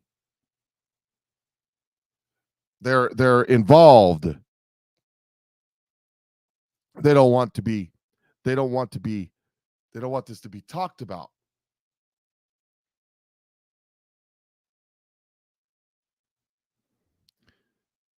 They don't want this to be talked about. It's been covered up by our government. All of this. And there's a reason our government's covering it up. Where is the black book now? The FBI has it. The FBI did a sting. Alfredo Rodriguez, we talked about a little bit earlier, he wanted to sell the black book to one of the attorneys that was launching civil suits at Jeffrey Epstein that was representing some of the victims. And he called the attorney, and the attorney called the FBI, and the FBI did a sting. So the FBI has the black book. I was fortunate enough to get a copy of it. So the FBI has the black book. They've done nothing with it. When Epstein got taken down, the FBI opened his safe, and he had hundreds of DVDs. So they have all the DVDs. They have all the DVDs. They have the black book. They literally have everything. Nothing is happening. What's your opinion of the FBI nowadays? In this case, it's obviously unbelievably corrupt. The FBI knew about Jeffrey Epstein in 1996. We know that for a fact. If the FBI had acted on Maria Farmer's information, think of all those girls that could have been saved. Think of all the girls since then. And boys. Think about the 85,000 children that the Joe Biden Obama administration lost on the border. They have no idea where they are. Just saying.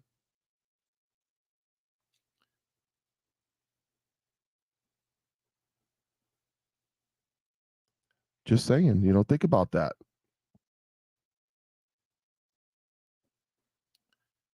This is from Rumble. X is not alone. I can also confirm that Media Matters has purposely misrepresented Rumble. Their dishonesty warrants the immediate investigation at the highest levels. He says, hint, Speaker Jim Jordan, I'll be bringing the receipts. Here's my statement. I can't read it. It's too small, but it's on my Telegram page if you'd like to go check it out. So the CEO of Rumble is out saying, let's get to the bottom of this. So it's not the only ones. The Attorney General, I don't know if I have it here or not. Let me look. I don't think I have it. The Attorney General of Texas has just announced that they are opening an investigation into fraud. You see, defamation is one thing. Downright manipulating of public traded companies is another. It's called fraud. You can't do it. The government starts frowning on that stuff. Now we're going to switch stories. I'm running out of time, but I want to get this covered because a bunch of stuff is coming out about January 6th. I got a lot of good stuff on my Telegram in the last 24 hours that I am not going to get to today. But we'll talk about January 6th because there's a lot of stuff coming. Oh, let me do this one. First, there's this. I forgot about this one. Today, Truth Social filed a defamation lawsuit that is likely unprecedented in history, incorporating 20 politicians, and even more may be added. All of them published the same false information about Truth Social and refused to fully retract their stories. To the fake news outlets that think themselves above accountability, we'll see you in court. It says, wait, Truth Social files a lawsuit against fake news. Today's Delta is truth and fake news. How do you find the truth about fake news? Coordination through discovery in lawsuit. Kaboom. If you go look at November 20th, 2019, they talk about fake news and they talk about truth.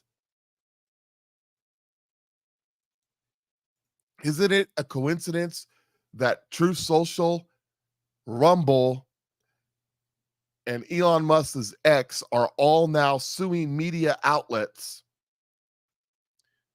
at the exact same time?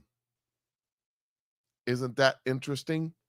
I mean, you may not find it interesting, but I find it really interesting. Here is the legal papers of Truth Social's lawsuit. Trump Media and Technology Group, plaintiff, Guardian News Media LLC, Hollywood Reporter LLC, the McClatchy Company LLC, doing business as Miami Herald,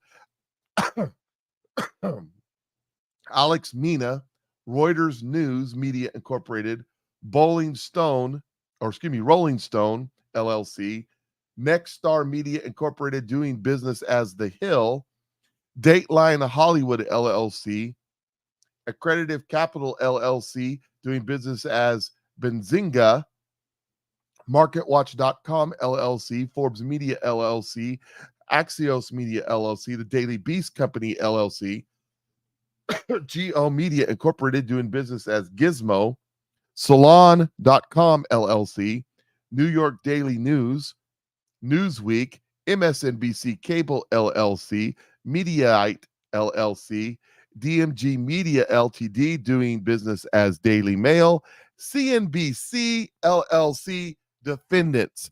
He's going after them all. It's going after them all. When was John Podesta in the news? Is the first? I don't know. Sure. That's some of that Q stuff. I don't follow it that close. I don't know. I just comment when other people comment about it because that's all I know. People were asking where you can watch them.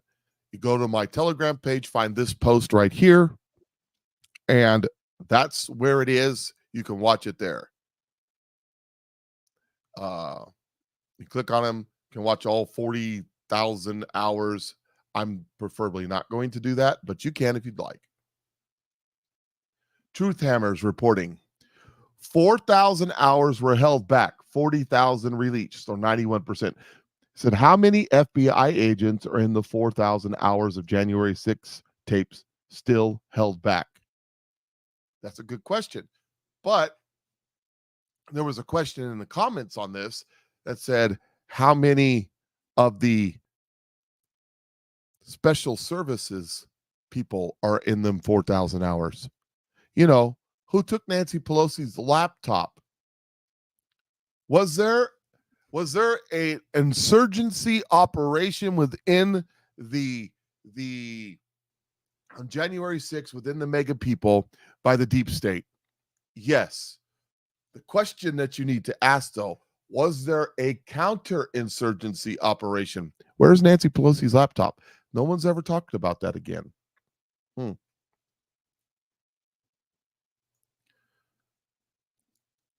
Liz Warmonger Cheney is freaking out. She doesn't like it when she isn't in control of the situation and the messaging. Karma is a bitch, Liz. The truth is going to come out and expose you all. So she shows the video of the FBI agents dressed as MAGA fighting with the cops right there at the door, when doesn't show you the big picture where everybody else is just standing around doing nothing.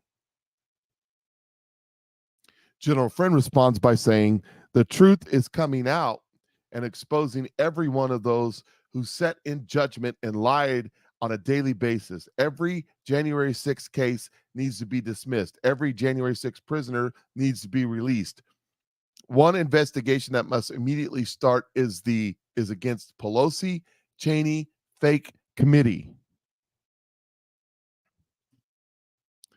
This is getting more interesting. It says the fake news lose your mind. Okay, that's the different post. This is on this post, is what he's talking about. Let me get to the rest of the January 6th stuff.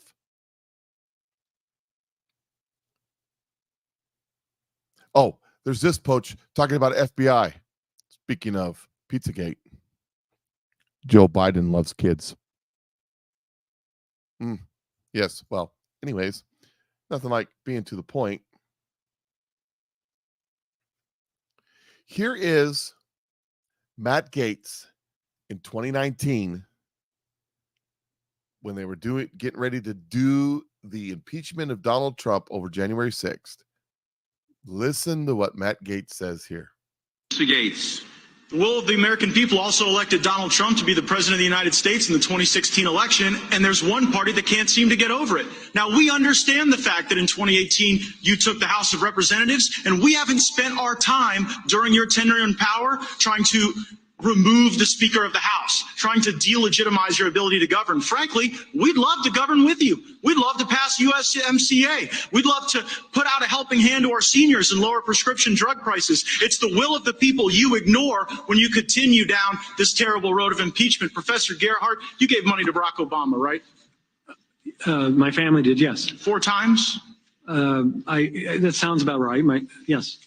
Mr. Chairman, I have a series of unanimous consent requests relating to Professor Feldman's work. The first, Noah Feldman, Trump's wiretap tweets raised risk of impeachment. Gentlemen will suspend. My time. We'll take that time off. Has the gentleman submitted? Have we seen those? That material? We can provide it to you, as is typical for unanimous. And we'll consider the unanimous consent request later after we review. Very well. Very well. Thank you. The gentleman may continue.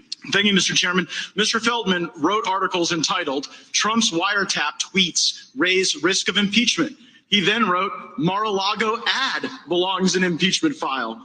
And then Mr. Jake Flanagan wrote in Quartz, a Harvard law professor thinks Trump could be impeached over fake news accusations. My question, Professor Feldman, is since you seem to believe that the basis for impeachment is even broader than the basis that my Democrat colleagues have laid forward, do you believe you're outside of the political mainstream on the question of impeachment? I believe that impeachment is warranted whenever the president abuses his power for personal benefit or to corrupt the democratic process. Did you write an article entitled "It's Hard to Take Impeachment Seriously Now"? Yes, I did write that and in that article, did you write, hold on, I'm limited on time. So, I wrote did you that write, article. since the 2018 midterm election, House Democrats have made it painfully clear that discussing impeachment is primarily or even exclusively a tool to weaken President Trump's chances in 2020. Did you write those words? Until this call on July 25th, I was an impeachment skeptic. The call changed my mind, sir, and for Thank good you. I reason. appreciate your testimony. Professor Carlin, you gave $2,000, or you gave $1,000 to Elizabeth Warren, right? I believe so. You gave $1,200 bucks to Barack Obama, I have no reason to question that. and you gave $2,000 to Hillary Clinton. That's correct. Why so much more for Hillary than the other two? Because I've been giving a lot of money to charity recently because of all of the poor people in the United States. Well, those aren't the only folks you've been given to. Now, have you ever been on a podcast called Versus Trump? I think I was on a live panel that the people who ran the podcast called Versus Trump. On that, do you remember saying the following? Liberals tend to cluster more. Conservatives, especially very conservative people, tend to spread out more. Perhaps because they don't even want to be around themselves. Did you say that? Yes, I did. Do you understand how that reflects contempt on people who are conservative? No, what I was talking about there was the natural tendency, if you put the quote in context, the natural tendency of a compactness requirement to favor a party whose voters are more spread out. Well, and I do not have contempt hold on. I'm very limited on time, Professor. And so I just have to say, when you talk about how liberals want to be around each other and cluster, and conservatives don't want to be around each other, and so they have to spread out, it makes people, you may not see this from, like the ivory towers of your law school, but it makes actual people in this country feel like, excuse me, you don't get to interrupt me on this time. Now, let me also suggest that when you invoke the president's son's name here, when you try to make a little joke out of referencing Barron Trump, that does not lend credibility to your argument. It makes you look mean. It makes you look like you're attacking someone's family, the minor child of the president of the United States. So let's see if we can get into the facts. To all of the witnesses, if you have personal knowledge of a single material fact in the Schiff report, please raise your hand. And let the record reflect. No personal knowledge of a single fact. And you know what? That continues on the tradition that we saw from Adam Schiff, where Ambassador Taylor could not identify an impeachable offense. Mr. Kent never met with the president. Fiona Hill never heard the president reference anything regarding military aid. Mr. Hale was unaware of any nefarious activity with aid. Colonel Vindman even rejected the new Democrat talking point that bribery was invoked here. Ambassador Volker denied that there was a quid pro quo, and Mr. Morrison said there was nothing wrong on the call. The only direct evidence came from Gordon Sondland, who spoke to the President of the United States, and the President said, "I want nothing. No quid pro quo." And you know what? If wiretapping a political opponent's an impeachable offense, I look forward to looking at Inspector General's report, because maybe it's a different president we should be impeaching. Gentleman's time is So the point of that video was the very last part. When it came to all the stuff that they were saying about Trump, how many of you witnesses have personal knowledge? None. None. All of this stuff about January 6th was designed to keep Donald Trump from running for president. They were supposed to take him out. They wanted to lock him up in prison. Here's a little bit more. This is from Newsmax. All right. Speaker Mike Johnson just moved up a notch in my book, releasing all, or at least in the process of releasing all, the Capitol tapes from January 6th. And it turns out that January 6th wasn't worse than 9/11. It wasn't worse than Pearl Harbor. Dates that occupy not only a place on our calendars, but a place in our collective memory. December 7th, 1941. September 11th, 2001, and January 6th, 2021. So that's actually not true. It's not even close, actually. It wasn't a violent insurrection, and it looks like there was more and more cattywampus afoot than partisan, morally bankrupt January 6th committee led us to believe. Well, we go undercover as Antifa in a crowd, so can you put that back in? All right, thank you so much. Yep. It feels better. You guys get sprayed.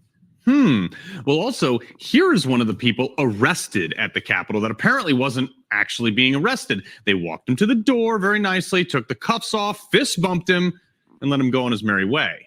You know what's interesting, though, about that last exchange with him?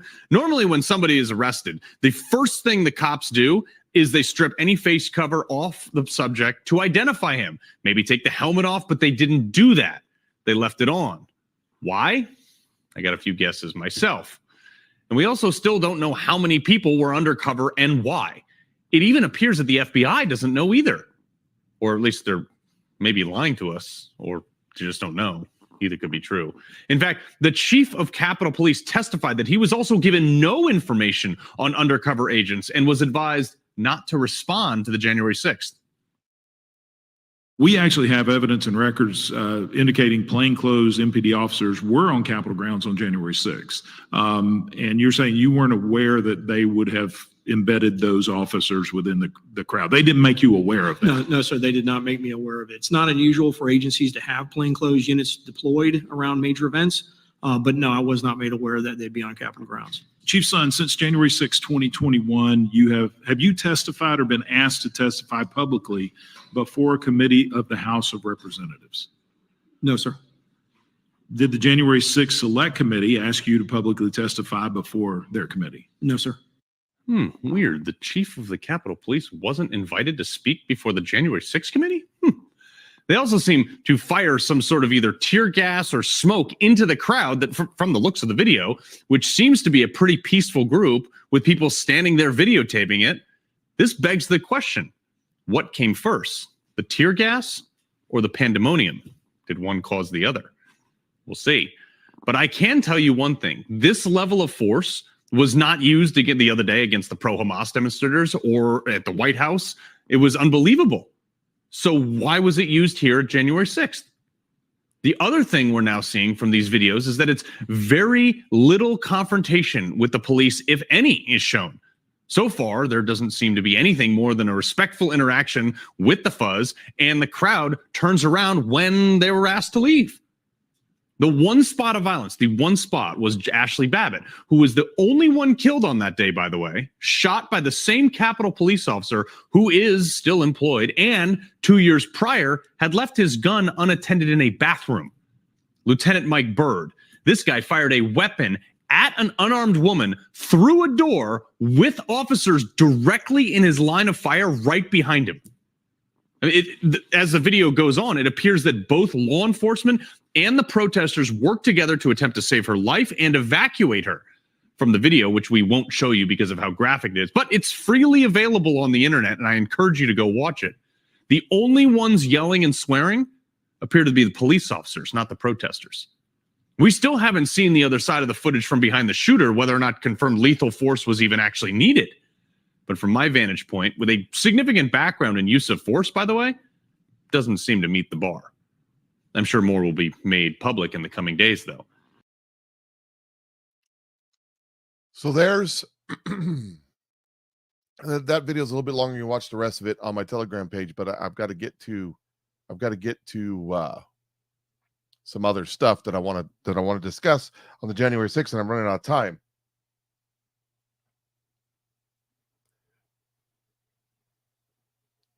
Here's another one. Another critical piece of the January 6th insurrection erection by my friend Laura Logan.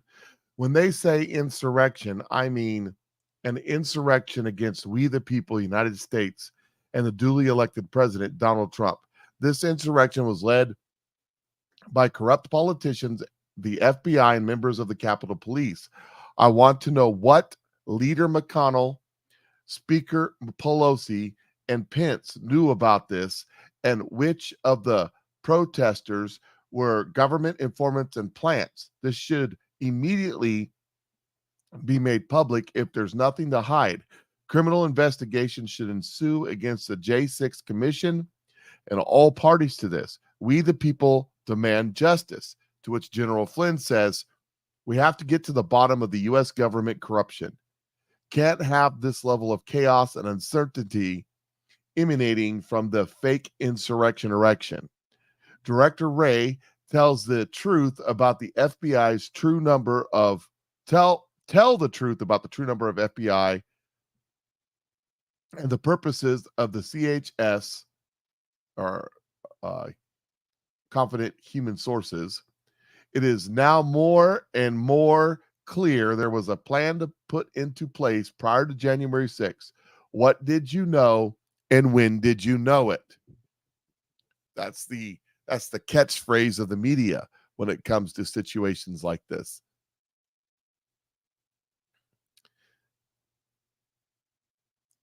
Here's a post right here. Mega calls for Liz Cheney to be jailed. And that's true. Liz Cheney is one of the ones most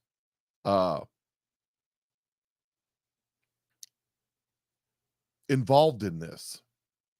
Sold out her party, sold out her country, and for what? Monica Crowley says, everything that you've been told about January 6th is BS.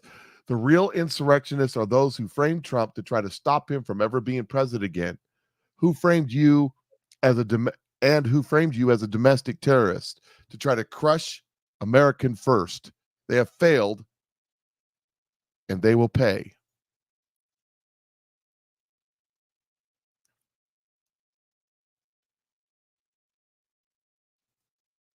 It says, did Liz Cheney ever highlight this video? The problem with her January 6th investigation is that every single person on the committee agreed with each other. There was no dissenting views, nor anyone interested in following the facts. They all believed one way before it even started. Now, the video he's referring to is this one, which I do not have time to play. It's 5 minutes long. It's on my Telegram page, and it shows how the Capitol Police fired on the protesters as they were being peaceful. And you can go to my Telegram page if you want to see it. But Donald Trump retweeted this from Mike Lee, because Mike Lee and Liz Cheney have been in some pretty big arguments. It says, Liz, we've seen footage like that millions of times, because she shared this one video of the FBI agents fighting with the police. You made sure that we saw that and nothing else. It's the other stuff that you deliberately hid from us that we find so upsetting. Nice try. P.S. How many of these guys are feds? As if you'd ever tell us. And that's Liz Cheney saying, here are some January 6 videos for you.